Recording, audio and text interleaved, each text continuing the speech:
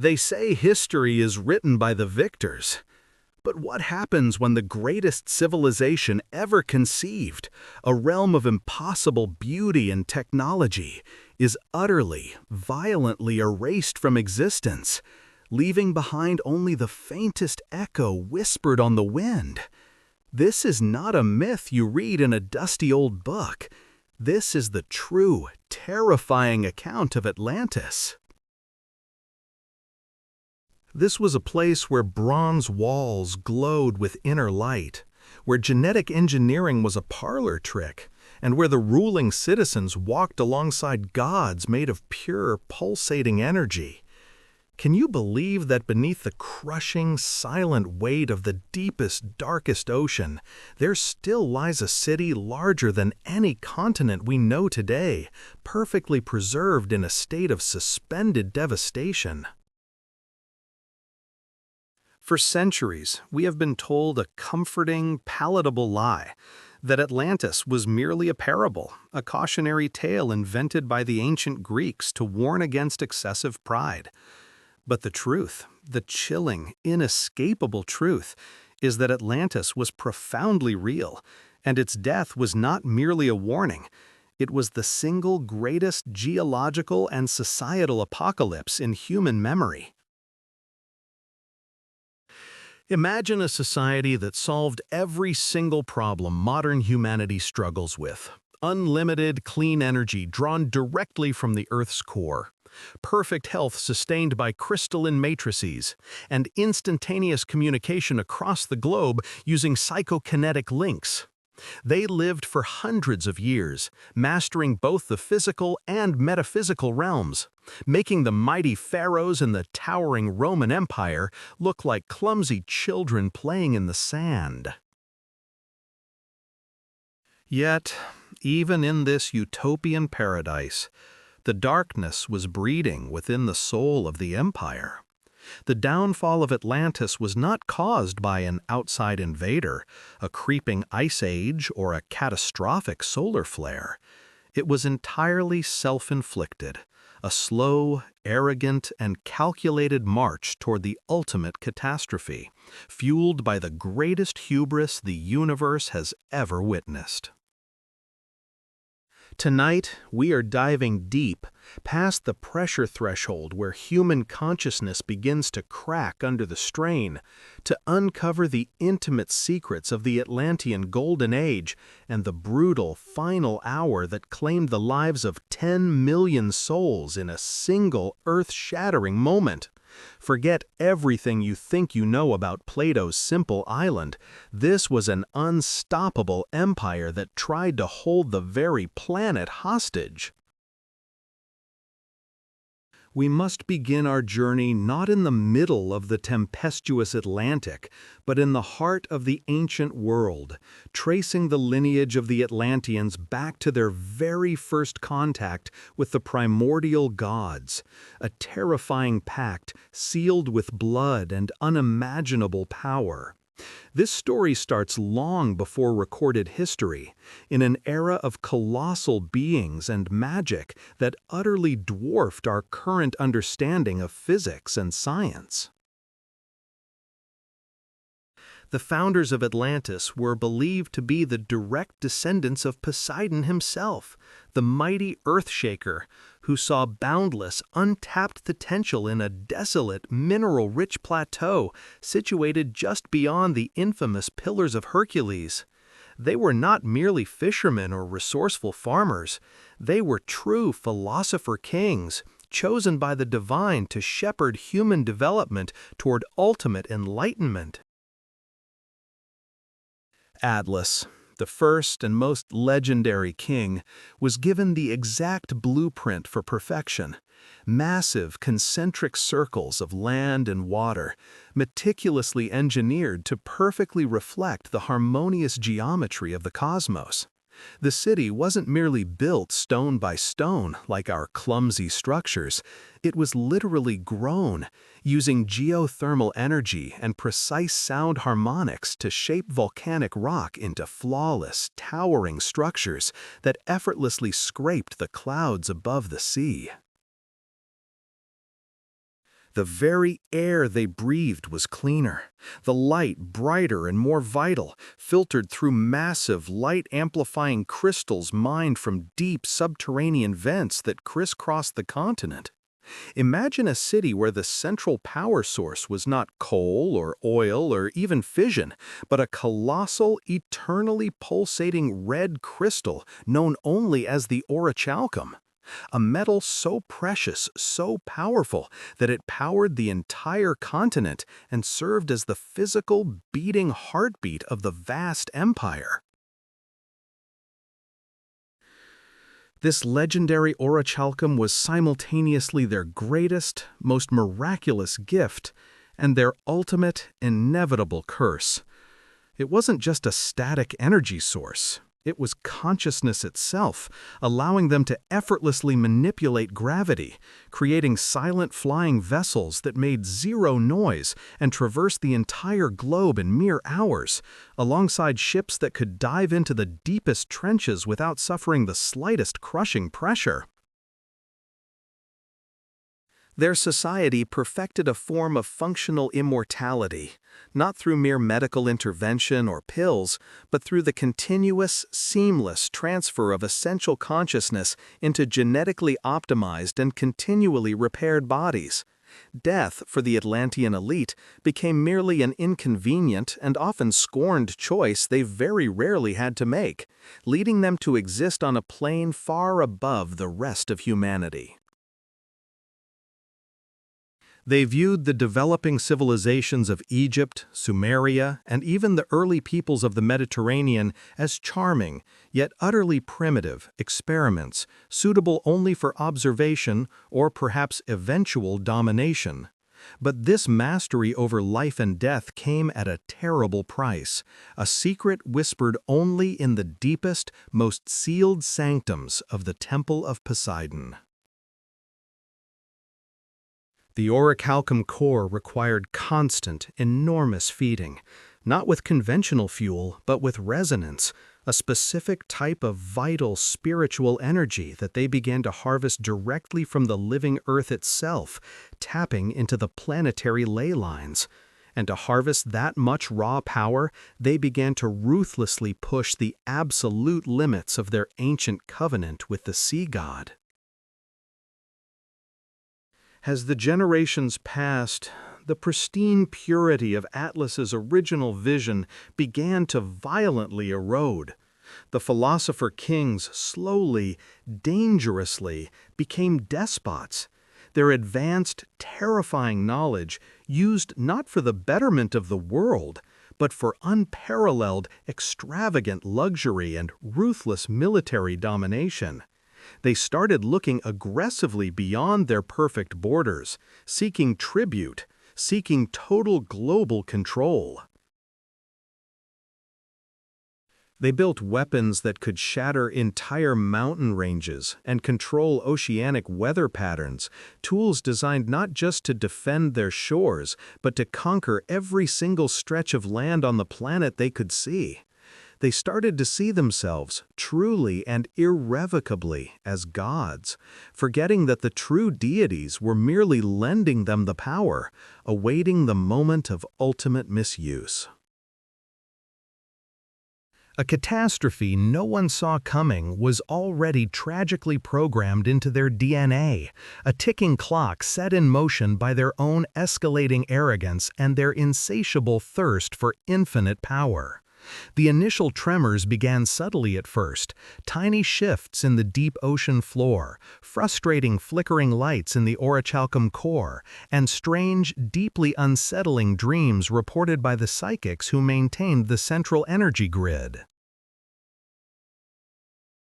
The high priests, the most spiritual among them, warned the populace, screaming that the planet itself was rejecting their invasive, rapacious technology, that the sheer weight of their collective hubris was about to fracture the very mantle of the earth.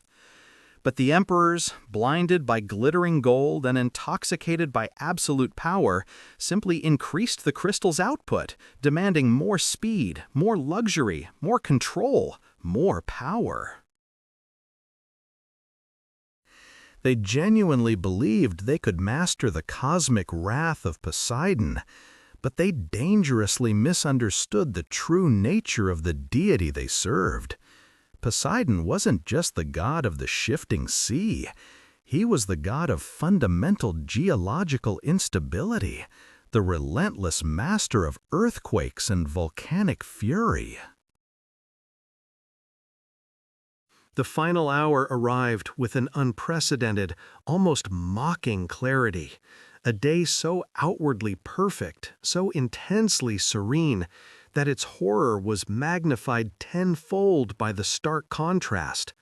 The sun shone bright over the pristine harbor, the flying vessels zipped silently across the azure sky, and the Atlanteans were preparing for a grand festival celebrating their 1,000 years of unchallenged dominion. They had no idea that beneath their feet the massive tectonic plates were already grinding into a catastrophic position, orchestrated not by blind fate but by the reckless, overloading demands of the orichalcum core. The massive energy they had harnessed to achieve immortality was now violently overloading the structural integrity of the entire continent, turning their perfect city into a geological pressure cooker ready to explode. Get ready.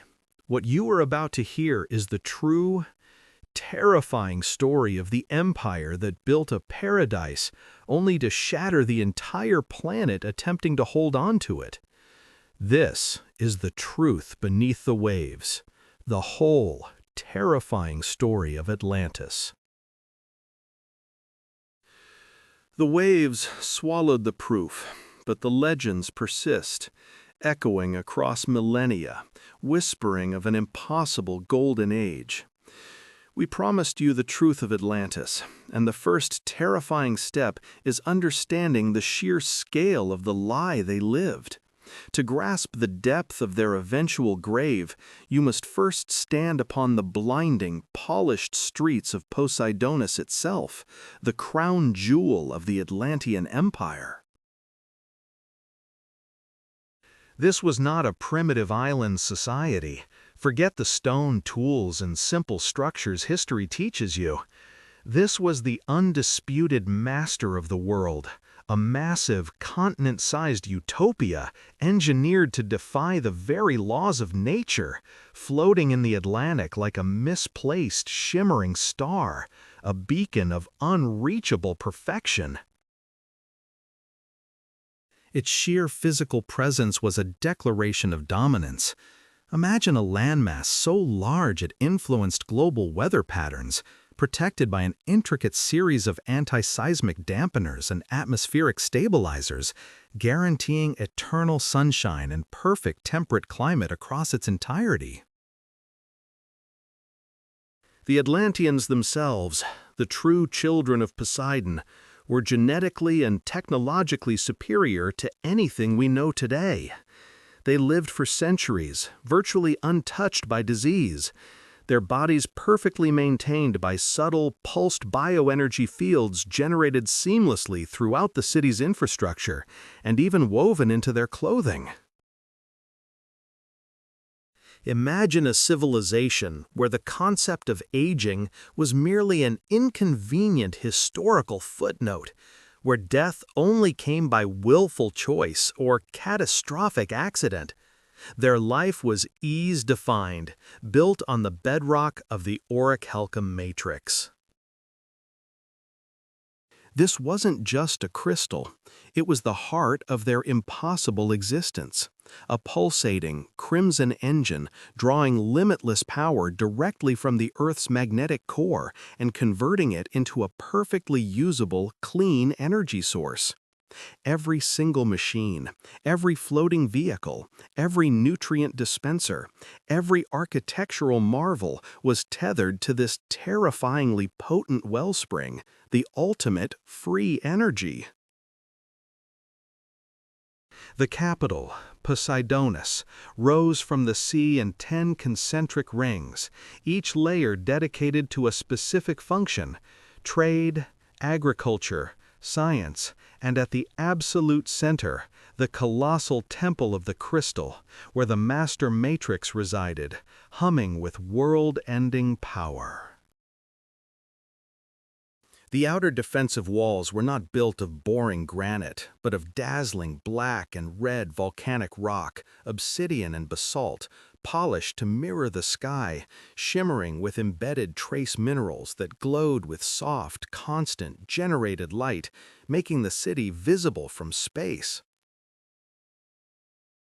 They didn't just build structures, they grew them, using hyper-accelerated molecular synthesis, crafting materials stronger than any carbon fiber we can invent today, yet lighter than aluminum.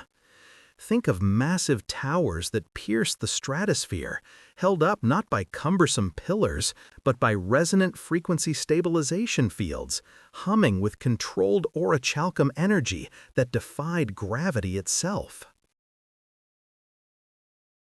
Their airships were silent, gliding silver hulls that traveled faster than sound without leaving a sonic boom. Their propulsion systems utilizing magnetic levitation fields that drew residual energy from the planetary grid. This was a society where art and science were indistinguishable, where every citizen was highly educated, and where the basic necessities were so abundant that currency was almost obsolete among the highest classes. Their libraries held the cumulative knowledge of tens of thousands of years, etched onto crystal data slabs containing cures for every ailment and designs for technologies we still consider pure science fiction. For thousands of years, they perfected this delicate balance. Their governance was ruled by the Council of the Ancients, beings whose wisdom spanned 800 years, yet whose ambition remained perpetually youthful and dangerously confident, always seeking the next impossible feat. They had mastered weather control, redirecting catastrophic cyclones and hurricanes with a casual flick of a geoengineering station located deep beneath the main orichalcum spire, ensuring that no storm could ever touch their shores. They had eliminated want, abolished hunger, and rendered internal conflict obsolete, but that, terrifyingly, was the exact moment the rot began to set in. When you have conquered nature and mastered mortality, the only thing left to conquer is the divine, or worse, your own suffocating boredom and pride. The Atlanteans stopped striving and started stagnating. Their massive technological surplus, meant for exploration and betterment, began to be diverted toward increasingly elaborate forms of indulgent leisure and, most crucially, toward militarizing the foundational orichalcum source itself. The great crystal, meant to illuminate and sustain, was slowly being repurposed by secretive high priests and military engineers. The purest energy source on Earth, capable of powering the globe for 1,000,000 years, was now being studied for its destructive potential, the ability to not just move continents, but to incinerate them. This was the ultimate arrogance, the horrifying realization that their godlike power had made them believe they were truly invincible, exempt from cosmic law and consequence. They looked out at the lesser civilizations surrounding them, the Proto-Greeks, the early Egyptians, the budding Iberian cultures, and saw not potential allies, but resources to be managed, or perhaps threats to be neutralized before they could ever truly evolve and challenge their reign. The peace they had achieved was not built on compassion or unity. It was built on absolute, unchallenged superiority. And when superiority goes unchallenged for too long, it curdles into a venomous, destructive hubris that demands a sacrificial offering. They began to experiment with pushing the orichalcum far beyond its scientifically established safety parameters, convinced their unparalleled genius could contain any imaginable backlash. This dangerous experimentation, conducted in secrecy deep within the subterranean laboratories beneath the central temple complex of Poseidonis, was the physical act that signed the death warrant for the entire civilization. They were attempting to harness a power that was never meant for mortal hands, treating the core geological energy of the planet like a disposable battery ready for overdrive. What happened next was not a sudden judgment from angry gods, but a slow, calculated, self-inflicted wound born of reckless overconfidence. They built the mechanism for their own demise, polished it until it shone with crystalline brilliance, and then, in the name of ever greater total planetary dominance, they threw the catastrophic switch. And the Earth, which had sustained them and cradled their perfection for 10,000 perfect years, was about to send them the final, terrifying invoice, payable instantly and in full. The invoice had been sent, but the Atlanteans, so blinded by their own reflected glory, never read the final terms. They were the masters of the known world, their cities built not just on land, but seemingly on the very framework of reality itself, humming with an energy that should have been used for creation, but was being subtly weaponized for dominance. Their arrogance was not a sudden explosion, but a slow, creeping rot, nurtured over centuries where every problem was solved, every disease cured, and death itself was merely an inconvenience postponed until true choice was available. This flawless perfection was their poison, and the root of that poison was the boundless power they commanded. To understand the fall, you must first understand the height from which they tumbled. Imagine a civilization where the very air was structured energy, where thought could translate into action across vast distances, and where the concept of labor had been obsolete for millennia, replaced by crystalline automatons programmed for flawless execution. This was Atlantis. At the core of the imperial city of Poseidia stood the beating heart of their civilization, the Great Crystal. This wasn't just a giant gem.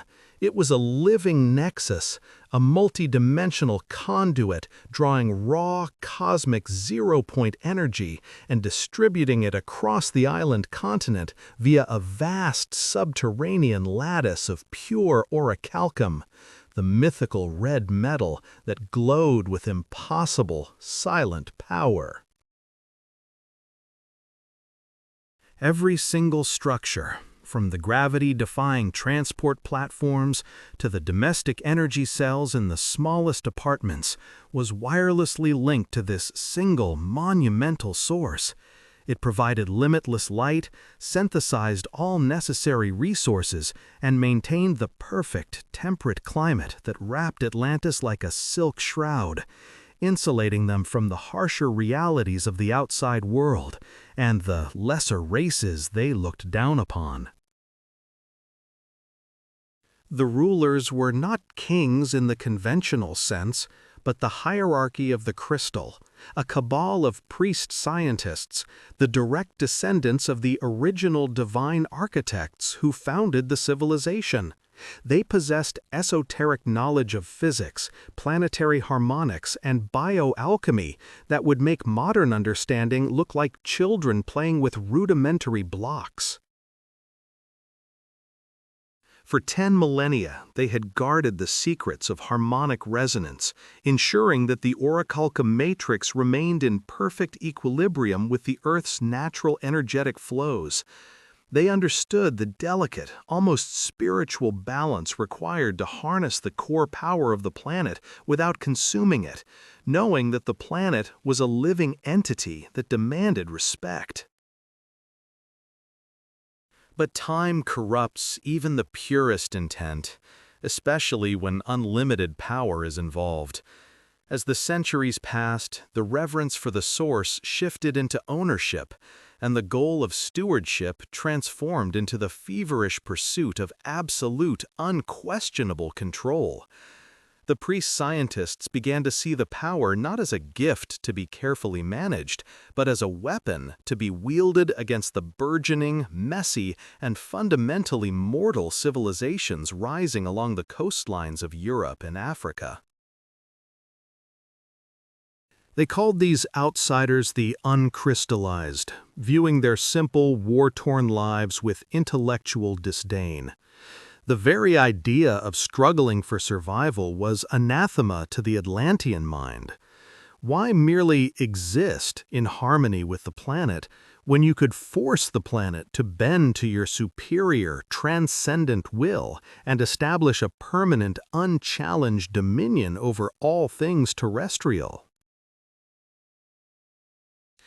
The fatal pivot occurred under the reign of the High Council of Zeth, a regime obsessed with planetary expansion and resource acquisition from the mainland. They commissioned a series of massive experimental energy weapons, platforms designed to project controlled seismic waves and atmospheric suppressors, ensuring that no outside force could ever challenge their technological supremacy. These weapons required power output far exceeding the great crystal's established safety parameters. The gentle, silent hum of the orichalcum grid began to acquire a low, almost imperceptible throb, a deep vibration that resonated in the very mantle beneath the island. The first sign of the impending catastrophe wasn't a fissure in the ground, but a bizarre, persistent flicker in the synchronized light displays that illuminated Poseidia's skyways. The chief engineer, Lord Zydos, the most brilliant and most arrogant mind of his generation, was tasked with stabilizing the enhanced frequency. He decided the only solution was to boost the crystal's core flow by 12%, an act equivalent to running a heart at double speed indefinitely. He ignored the ancient, almost forgotten warnings inscribed on the inner chamber walls, which spoke of the harmonic fracture, the critical tipping point where harnessed energy ceases to be controllable and becomes pure, unbound fury. Zydos rationalized the risk as a necessary step toward absolute global peace, enforced, of course, by Atlantean superiority. He pushed the Great Crystal past its designated safety parameters, believing that his advanced technology could simply compensate for any geological resistance. He was wrong. The friction was not just electrical. It was friction against the Earth's tectonic plates, a subtle yet devastating interference with the planet's deep, natural electric field. The vast network of tunnels that housed the orichalcum transfer conduits started to warm unnervingly, turning the subterranean chambers into pressurized ovens. But Zydos simply ordered the cooling systems boosted, treating a fundamental geophysical crisis like a minor, solvable electrical outage. He believed his mathematics could suppress the fury of a sleeping giant, that his technological superiority granted him immunity from natural law. But the Earth doesn't suffer mechanical solutions to moral failures, and the payment for 10,000 years of unchecked indulgence was about to be demanded. The pressure was building, invisible, silent, and inevitable, culminating in the single, final, catastrophic decision by Lord Zydos that would transform the perfect paradise into the deepest part of the ocean floor, silencing the perfection of Atlantis forever in a flood of unimaginable proportions. The frequency had been set, the weapon was charged, and the Earth was ready to respond. The moment the frequency locked, the very geometry of the Atlantic Rift Zone screamed in protest. This was not a weapon designed for war against men. It was a tool engineered to reshape continents. And in the hands of the dying Atlantean Council, it became the planet's death rattle. The orichalcum matrix, already glowing with the impossible pure white light of compressed sun energy, overloaded the containment field. The hum that had sustained the city for 10,000 years twisted into a shriek that ripped apart the air itself, an auditory manifestation of the Earth's crust tearing like wet paper. The central crystal, the true heart of Poseidonis, pulsed once, a blinding flash visible even through the reinforced observation domes miles beneath the surface. That single pulse was the discharge, the trigger mechanism that signaled the beginning of the end for the world as they knew it. The power released was not measured in megatons or gigawatts. It was measured in geological time, instantly reversing the slow, grinding process of plate tectonics, forcing the oceanic floor to react violently to an unnatural intrusion, tearing the very floor out from beneath the island empire. Above the waves, the world was instantly altered. Coastlines that had remained stable since the dawn of humanity suddenly faced a wall of water rising faster than any man could comprehend, a terrifying, silent, black tsunami that didn't just crash, it utterly consumed every single thing in its path. This wasn't a natural wave generated by wind or earthquake. It was the entire Atlantic Ocean being displaced by a sudden, massive void created where the foundations of Atlantis had rested moments before. The inertial shock was beyond imagining. On the central island, the impossible perfection of Poseidonis began to twist and buckle like cheap metal in a furnace. Those legendary spiraling canals, the perfect geometry that had defined their civilization, now became channels for pressurized steam and molten magma, exploding upward in plumes of incandescent death. The air was thick with the dust of pulverized marble and the acrid smell of ozone mixed with volcanic sulfur. The inhabitants, the perfected god-men, who had believed themselves masters of time and fate, now looked up at a collapsing sky, realizing that their technological hubris had finally generated a disaster that technology could not possibly solve, only hasten. The true tragedy, the final, inescapable irony, lay in the very material that powered their golden age, orichalcum. This wasn't merely a highly conductive metal, it was a deep, resonant structure capable of amplifying specific vibrational frequencies deep within the Earth's mantle, effectively turning the planet into a giant drum waiting to be struck. When the final seismic weapon fired, the resulting shock wave created an immediate, instantaneous feedback loop with every single orichalcum node scattered across the continent. Every piece of Atlantean technology, designed to bring eternal life and limitless comfort, instantly became a miniature seismic bomb, adding its own catastrophic energy to the planetary assault. It was a terrifying symphony of self-immolation, where their greatest achievements became the instruments of their fastest, most thorough extinction.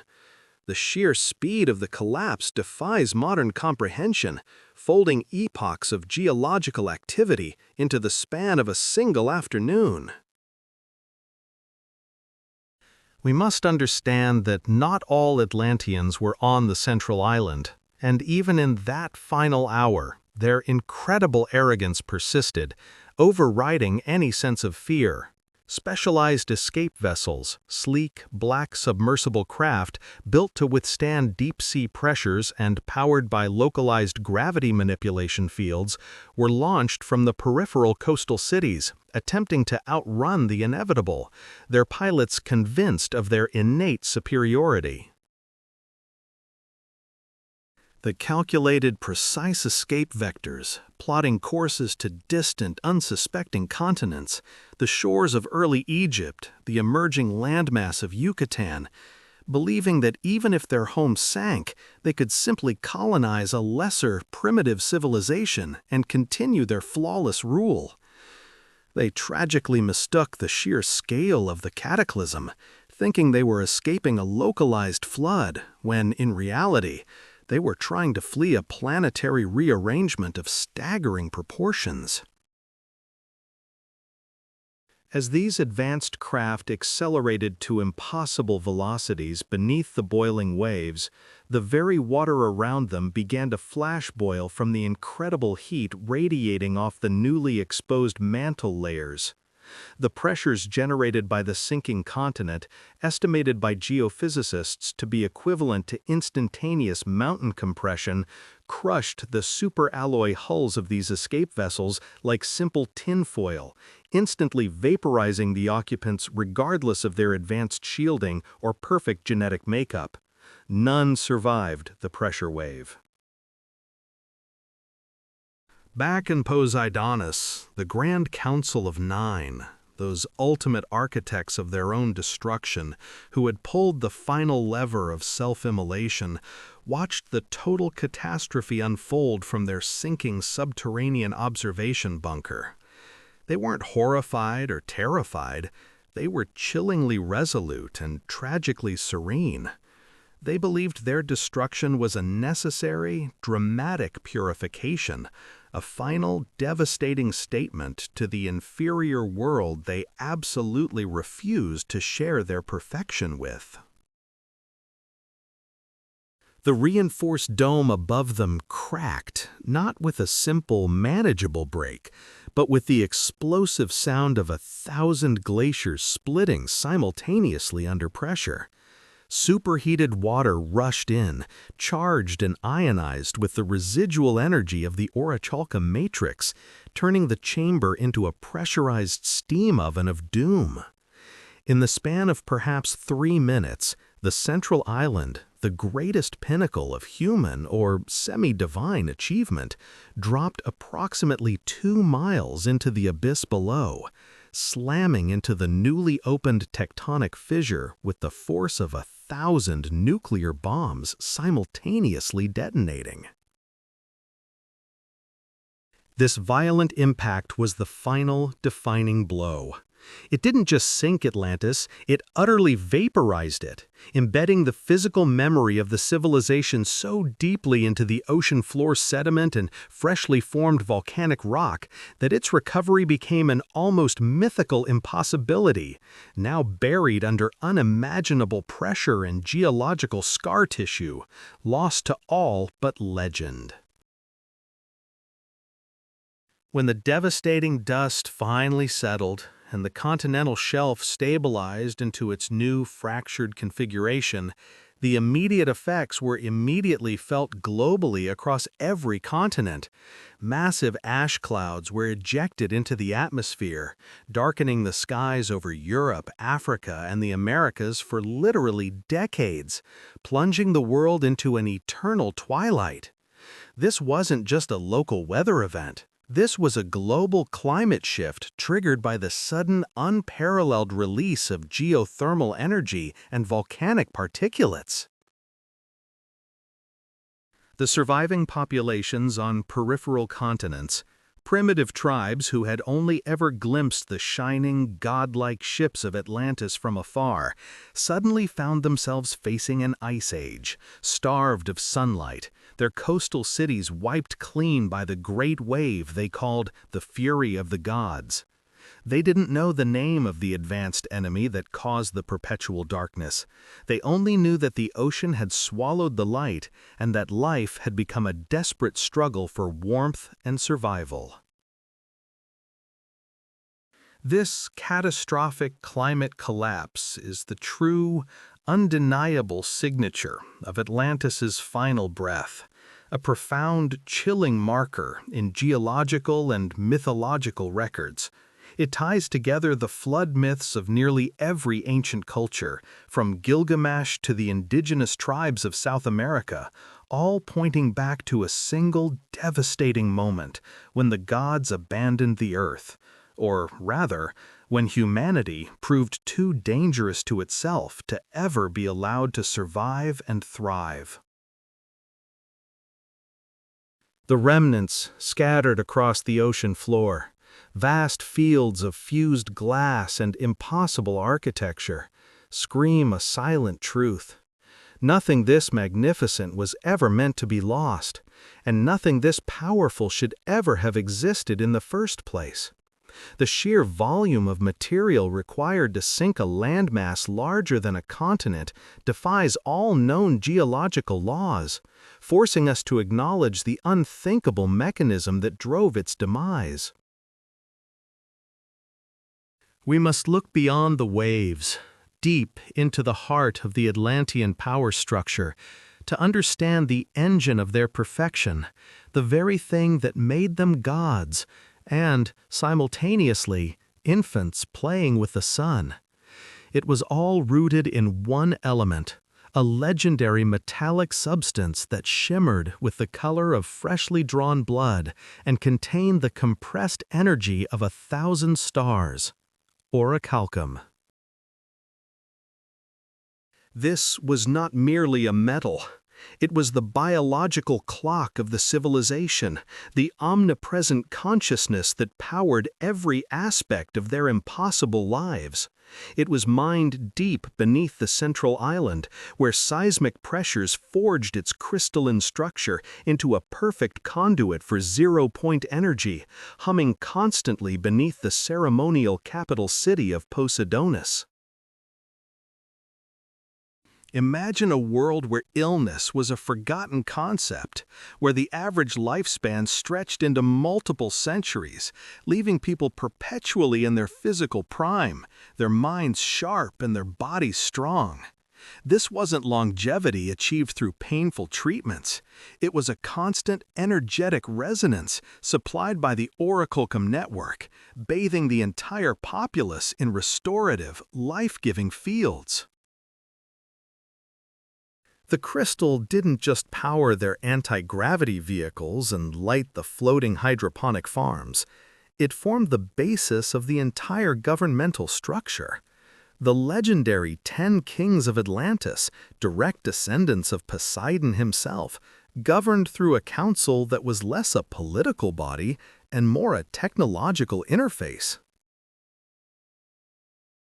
Their decrees were channeled through massive orichalcum keystones spread across the island, instantly communicating complex, multi-layered data across the vast empire, spanning territories from the shores of Africa to the islands now known as the Caribbean. Think of it as a perfect, real-time quantum internet operating solely on the power of this divine metal. But absolute power breeds absolute blindness. As the generations passed, the understanding of the orichalcum shifted from a sacred trust, a gift from the ocean god, to a mere tool of convenience, a commodity to be leveraged for greater glory and, inevitably, greater warfare. The priests, the original custodians of the crystalline energy, warned the kings incessantly.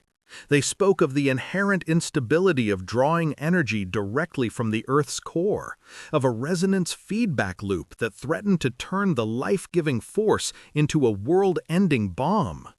Their warnings fell on deaf, arrogant ears.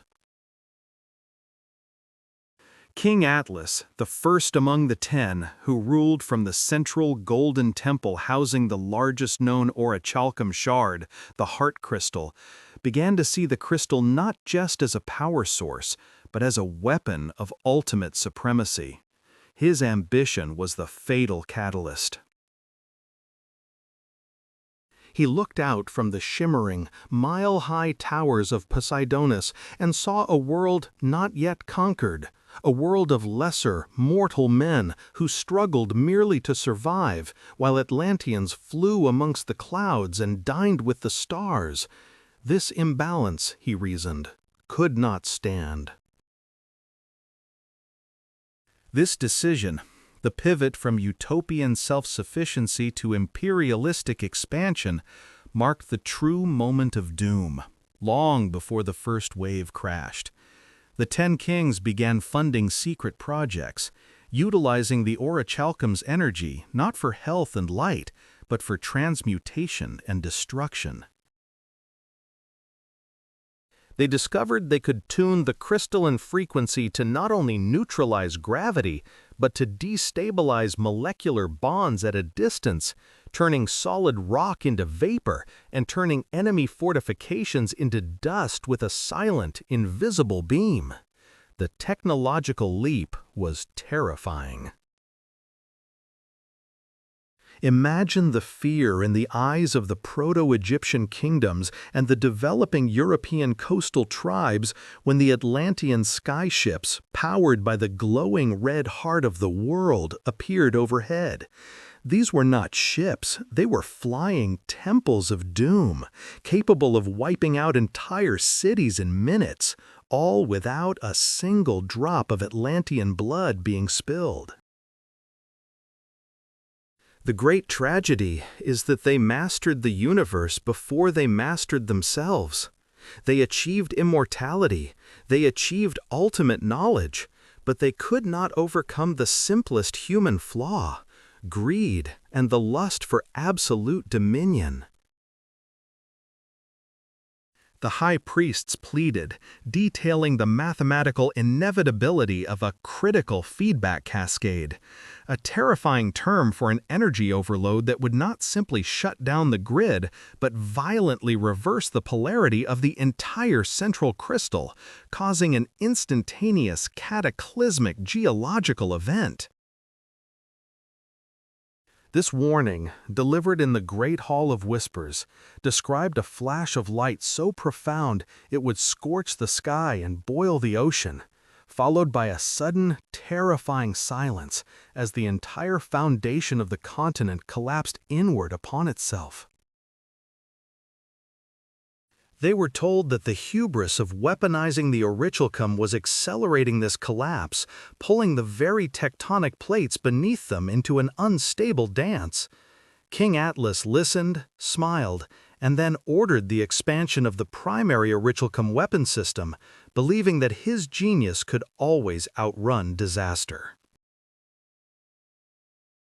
He never grasped the fundamental truth that the power they wielded was a loan, not a right, and that the gods, or the very laws of physics, had a failsafe built into systems of such impossible power. That failsafe was approaching critical mass, ready to trigger the final horrifying retraction of the world's most glorious empire.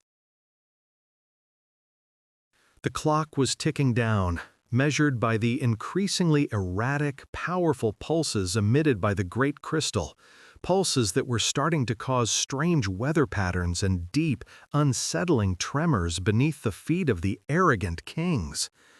The perfect society was beginning to crack. The stage was set for the final desperate act of Atlantean history, the day their own creation turned against them, the day the light of orichalcum became the fire that swallowed the world whole, leaving behind only the ghost stories whispered by the sea. The air itself tore apart, a soundless scream that shattered every window, every crystalline dome across the sprawling, perfect metropolis. When the orichalcum matrix overloaded, that impossible jewel sitting at the heart of their golden city, it didn't just fail, it detonated reality.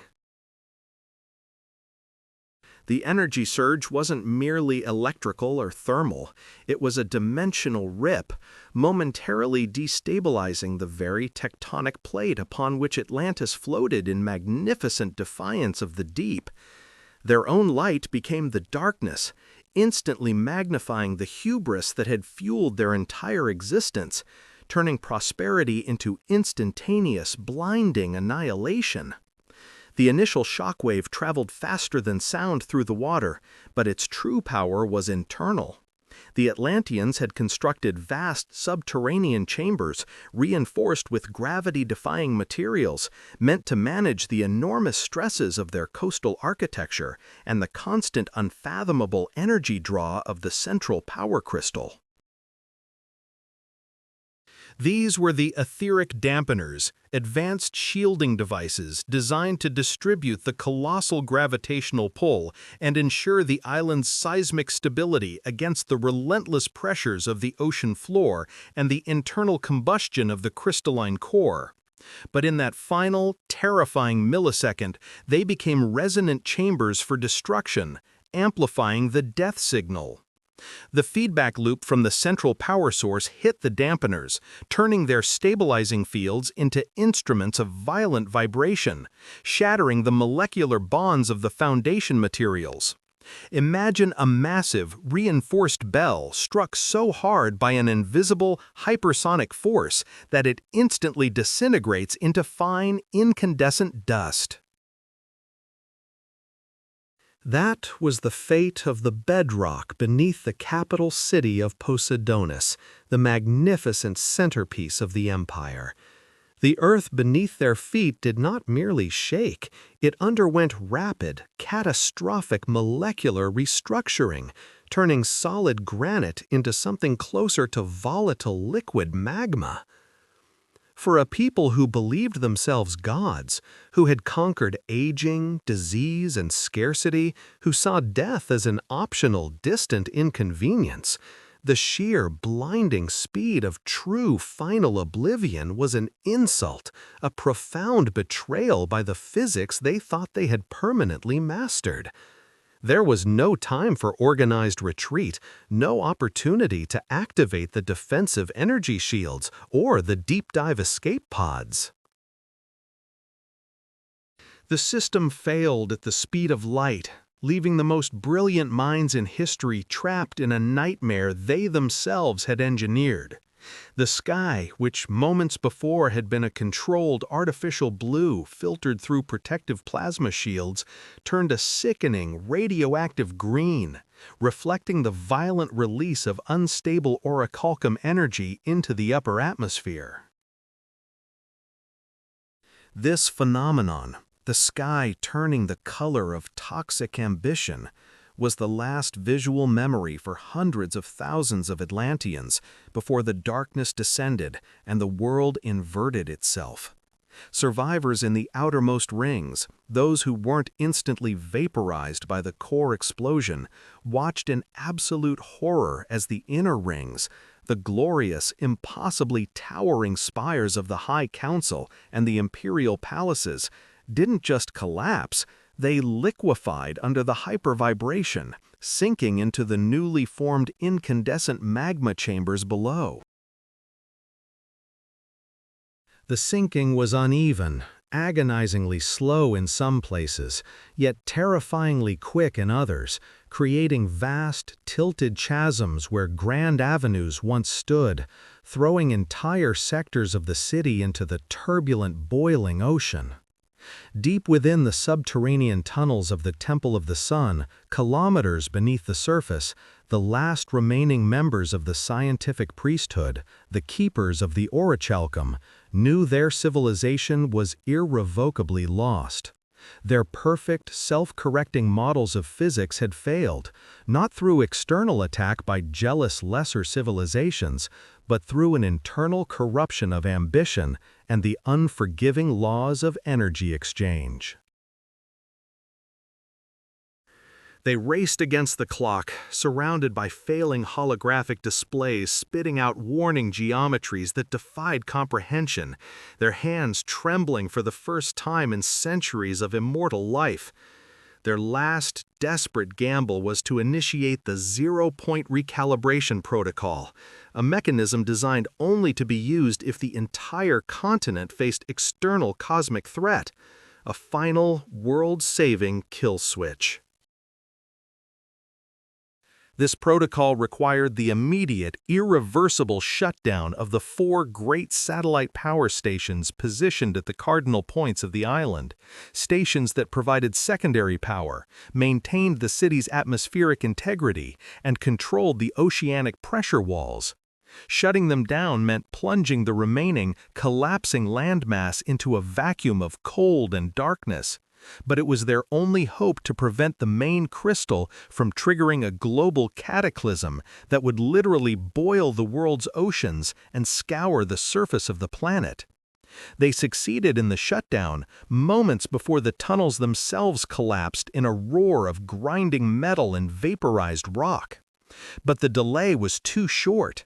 The tectonic rupture initiated by the core failure was already critical and unstoppable. The sea, held back for millennia by massive energy fields and hydrodynamic repulsion arrays, the very fields powered by the now failing Orichalcum grid, suddenly found its opening into the void. It didn't trickle in like a leak. It exploded inward, 1,000,000 trillion tons of crushing Atlantic seawater rushing into the vacuum created by the sinking landmass, hitting the residual white-hot heat of the Orichalcum core buried deep beneath the temple. This was the true engine of oblivion. The collision of hyperheated rock and the unimaginably cold ocean depths, generating superheated steam explosions of a scale never before witnessed on Earth, dwarfing any volcanic eruption in known history, and sending massive seismic waves rippling across the globe. In less than 24 hours from the first shimmer of overload, Atlantis ceased to be a landmass and became a churning, violent whirlpool of death and steam, a scar on the face of the planet. The legendary library of golden scrolls, the archives containing the secrets of stellar navigation, genetic mastery, and dimensional travel, all of it was instantly pulverized, rendered down to subatomic slurry by the combined forces of pressure and heat. Only a handful of vessels, those utilizing the experimental phase shift technology far beyond the continental shelf, survived the initial pressure wave. They were refugees without a home, witnessing the impossible, the total, perfect annihilation of their perfect world from across the shuddering horizon. The smoke plume that rose from the mid-Atlantic was visible for months, a terrifying monument to Atlantean arrogance, a silent black finger pointing to the place where gods had once walked and then instantly dissolved. The scattered survivors, broken and carrying only the ghost of their former power, would carry the knowledge, but the civilization itself was thoroughly erased, leaving the deep to guard the broken, faintly humming heart of the Orichalcum power matrix, still glowing somewhere in the lightless abyssal trench, waiting for the curious and the damned. That faint, dying hum resonating from the abyssal trenches is not the whisper of a ghost. It is the sound of pure dimensional physics tearing itself apart, the residual static of a power source that literally chewed on the fabric of space-time. The Atlanteans, in their impossible brilliance, did not simply harness energy, they ripped it directly from the quantum foam of the universe using the perfected crystal lattice of the great Orichalcum matrix. This monolithic structure, sometimes called the Heart of Hyperion by the high priests of the technological guilds, was the absolute, unquestioned center of their world. It powered the levitation fields that held their colossal cities above the churning ocean. It fueled the nutrient synthesis chambers that eliminated all need for agriculture. And it drove the anti-gravity ships that zipped silently between the spires of the capital city of Posidia. But crucially, the power output of the Orichalcum was directly linked to the emotional and mental state of the collective Atlantean consciousness. The crystal was a living conduit, and the stability of its resonance required absolute, unwavering psychological harmony, a terrible vulnerability built into the very foundation of their utopia. Imagine a supercomputer whose processors rely entirely on the collective calm of a billion souls. When Atlantis was ascendant, pure, and unified in its scientific pursuit, the orichalcum sang a perfect, stable frequency, emitting zero waste energy and providing limitless power. But as the centuries passed, and the whispers of arrogance and internal division began to infect the perfect society, these psychological stresses registered as literal energetic distortions within the crystal structure.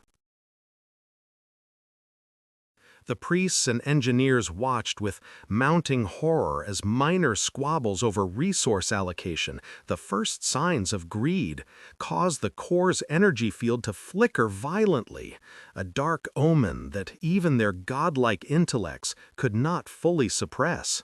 They had designed a system of perfection, meaning there was no tolerance for imperfection.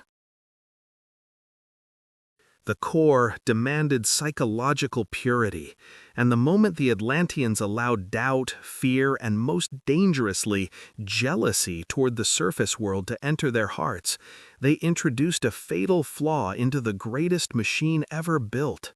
The vibrations began subtly, tiny cracks forming in the perfect energy containment fields, invisible to the naked eye, but catastrophic to the quantum integrity of the matrix.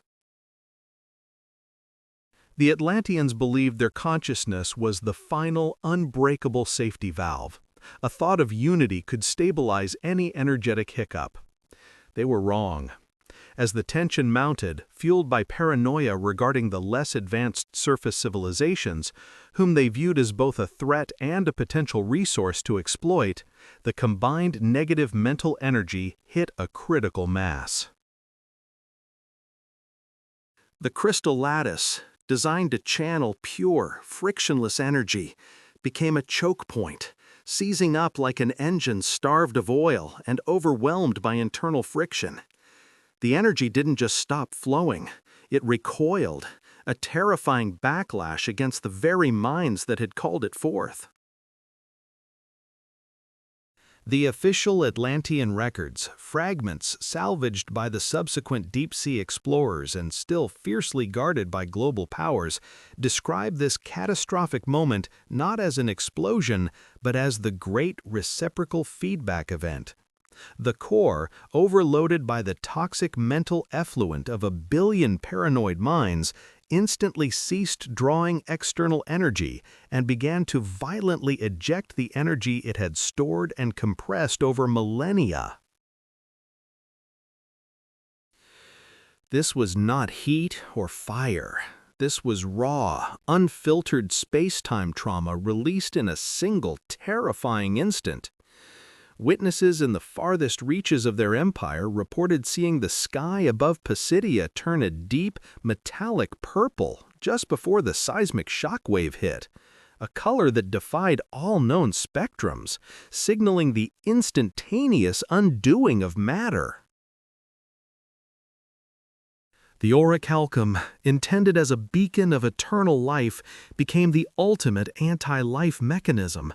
Its sudden, violent refusal to operate shattered the structural integrity of the entire continent, which was, remember, largely held together by energetic cohesion rather than geological stability. It wasn't just the core that broke.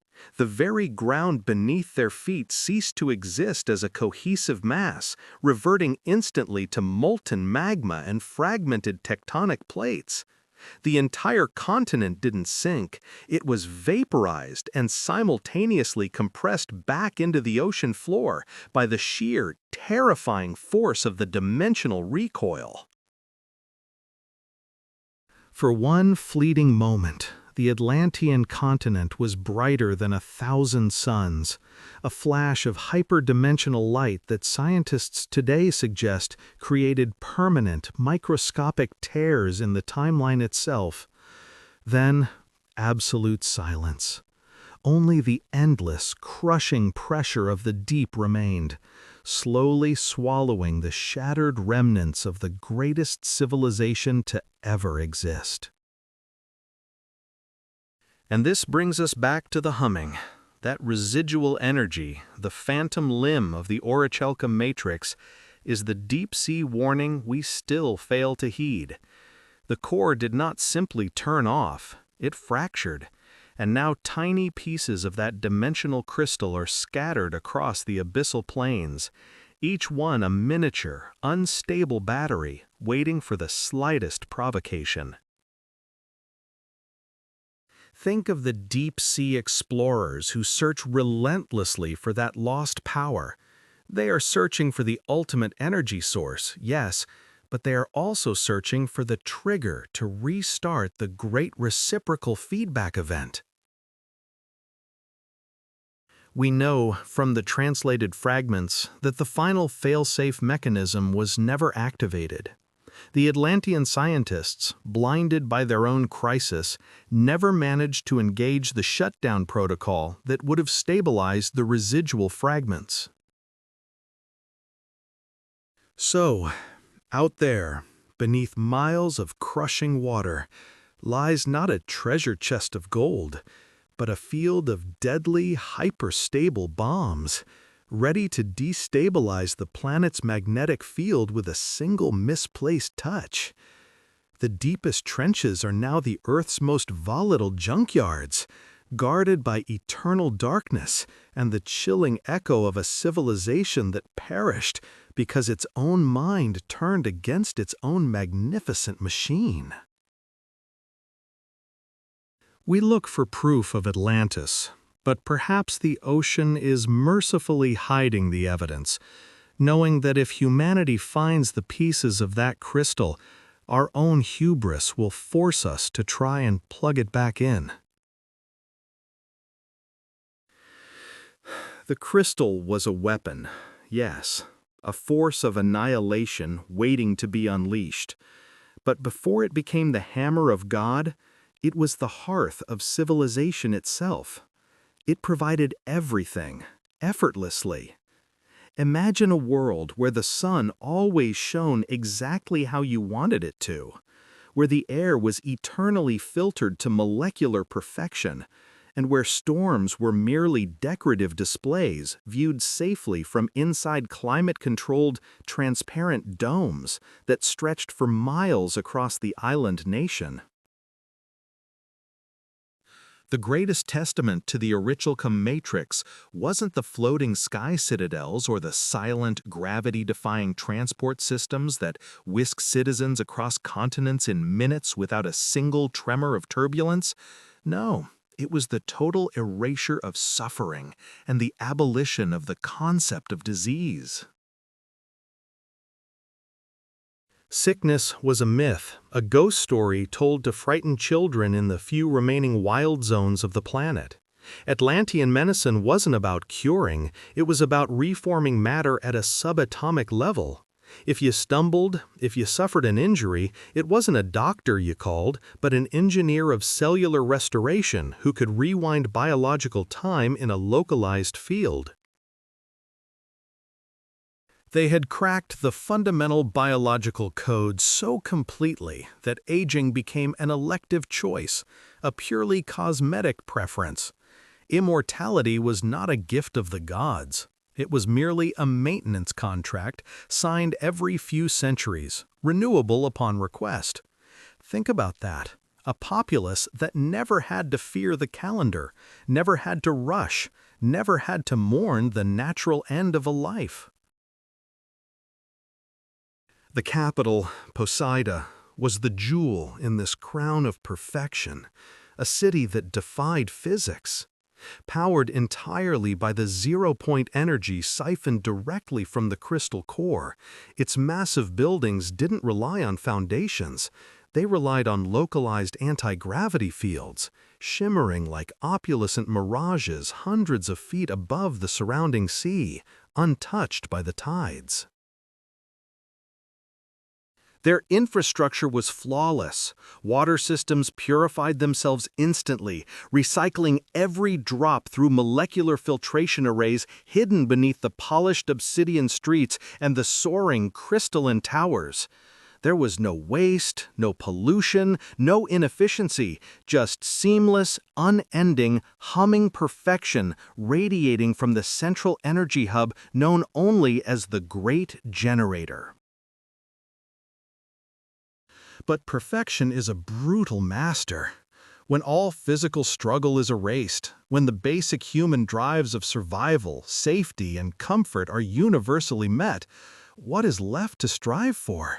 They had conquered the elements, they had conquered the body, but they failed utterly to conquer boredom, that insidious rot of the soul. This spiritual vacancy was the true enemy. The youth of Atlantis, born into this shimmering reality, lacked the foundational grit and purpose of their ambitious ancestors. They viewed existence as a never-ending buffet of sensory experiences, demanding ever more complex, ever more immediate forms of gratification to stave off the crushing weight of having everything handed to them. This is where the seed of true destruction was planted, not in the physics of the energy core, but in the soft, unchallenged minds of the citizenry. The vast majority of Atlanteans began to view their technological paradise not as a miracle to be guarded and studied, but as an inherited entitlement, something as natural and expected as breathing the perfectly filtered air. They had ascended to a level where the only viable form of entertainment was philosophical debate about the color of a distant star, or the creation of increasingly complex yet utterly pointless works of conceptual art designed solely to demonstrate the creator's immense technological access and utter lack of practical need.